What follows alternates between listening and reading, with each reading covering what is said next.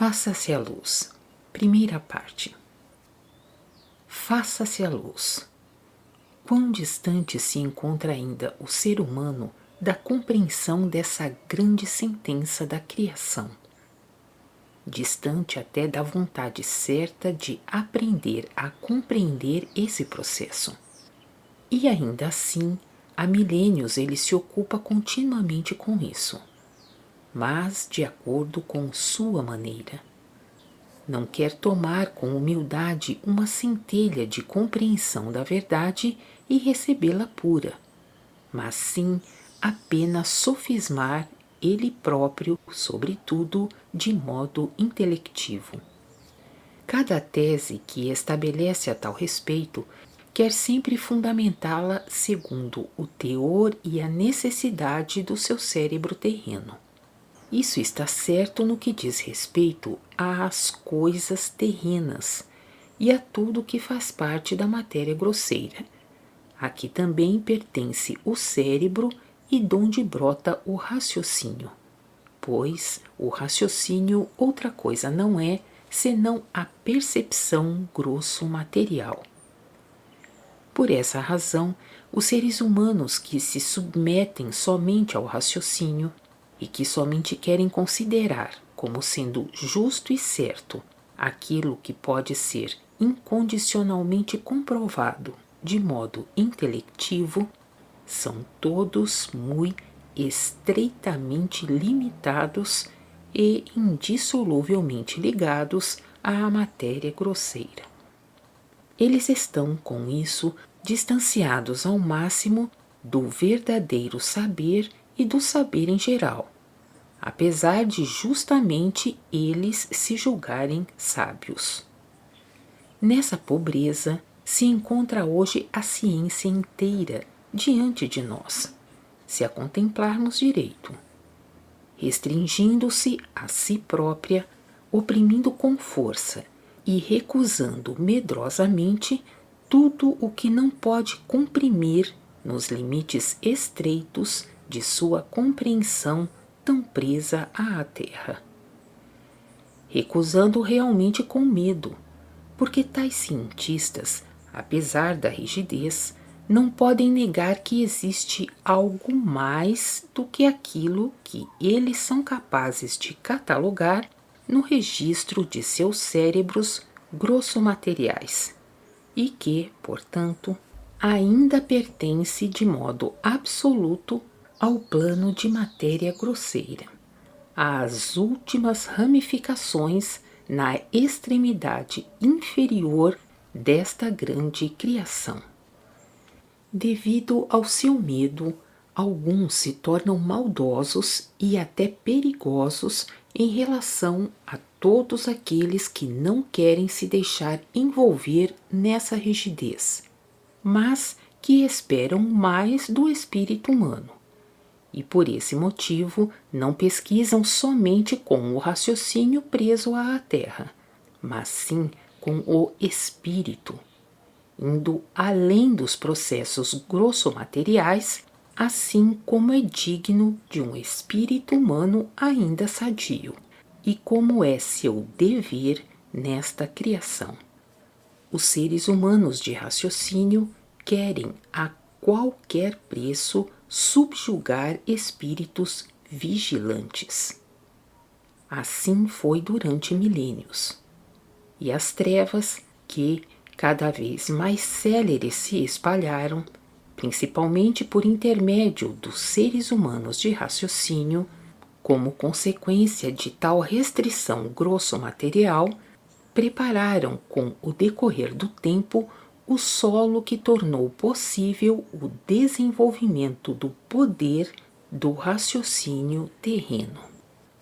Tudo quanto não podia ser justificado através do raciocínio foi hostilizado e, sempre que possível, ridicularizado, a fim de não encontrar acolhida e não poder inquietar os seres humanos de raciocínio.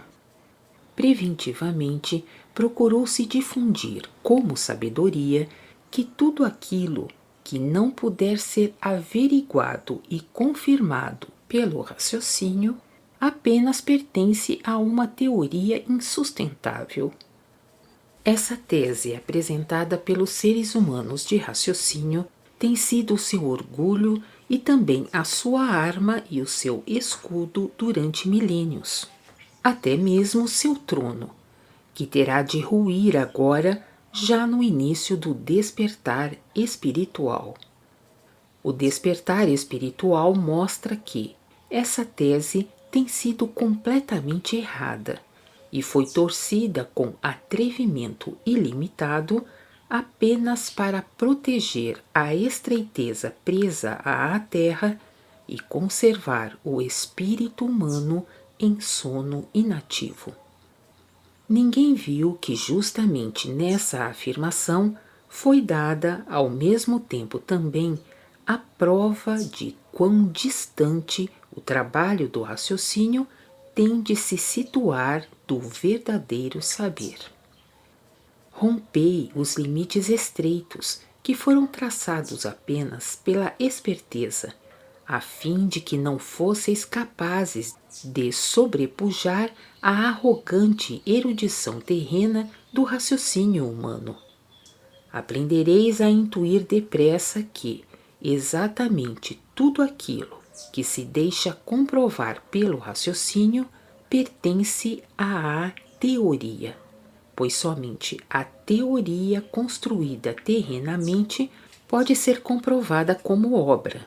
O verdadeiro saber nunca. Por conseguinte, também aqui é exatamente ao contrário do que até agora foi afirmado. Também nisso tudo tem de se tornar novo, conforme o Senhor prometeu aos seres humanos. O que se deixa comprovar pelo raciocínio é tudo teoria terrena, nada mais. E sobre isso se apoia a ciência de hoje. Assim ela se mostra diante de nós. Isso, porém, nada tem a ver com sabedoria, isto é, com o verdadeiro saber. Há cientistas que, segundo as leis primordiais da criação, isto é, segundo a realidade, fazem parte dos espíritos humanos mais broncos, mesmo que tenham grande projeção terrena e sejam altamente considerados pelos seres humanos. Exercem na criação apenas um papel ridículo. Para os espíritos humanos desta terra, porém, alguns dentre eles podem tornar-se muito perigosos, por guiarem através de caminhos falsos e estreitos, nos quais o espírito nunca será capaz de se desenvolver.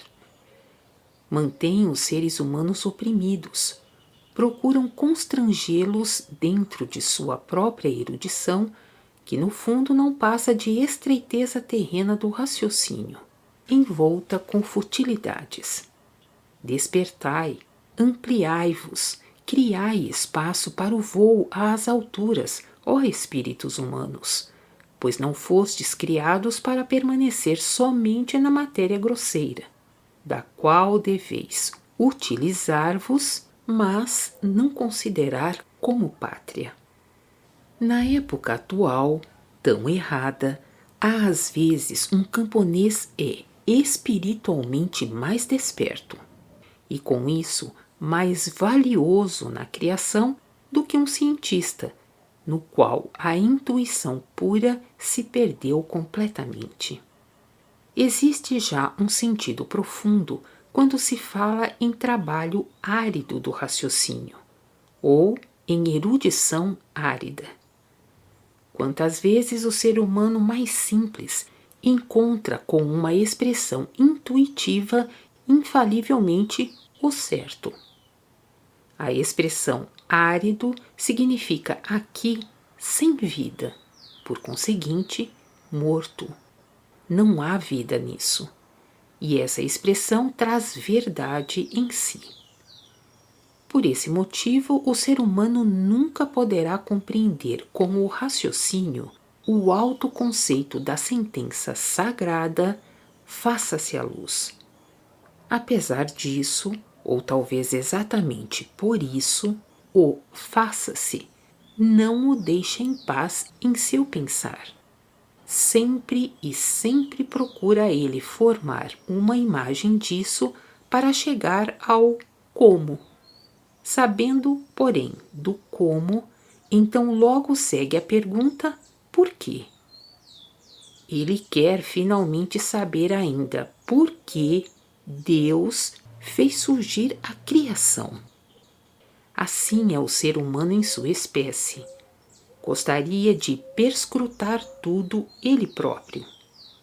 Perscrutar, no entanto, nunca poderá, pois, para o perscrutar, precisaria utilizar-se da atividade do seu próprio espírito.